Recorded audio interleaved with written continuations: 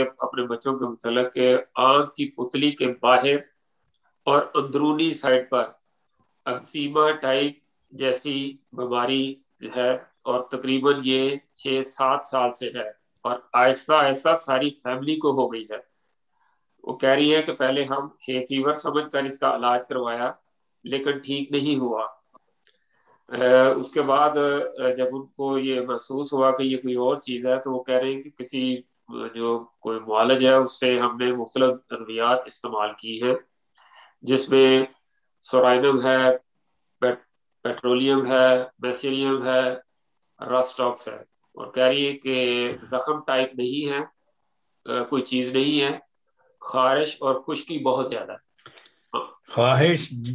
خارش اور خشکی جہاں بھی ہوگی وہاں نیٹرمیور کام آئے گا۔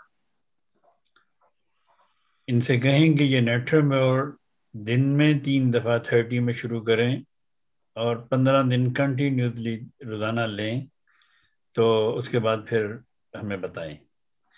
تو اللہ کے فضل سے ان کو ان کی دوا نیٹرمیور ہی ہے، اور نیٹرمیور ہی سے اللہ تعالیٰ ان کو شفا دے گا۔ یہ ان کو لمبا عرصہ کھانی پڑے گی انشاءاللہ یہ پوری فیملی پوری فیملی کھائے بے شک، کوئی مسئلہ نہیں، لیکن 30 میں شروع کریں، اس کے بعد پھر ہم 15 دن کے بعد دیکھیں گے کیا کرنا ہے۔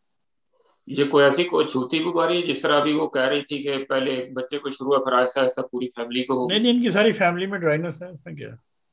اچھا ٹھیک، جزاک اللہ۔ اچھا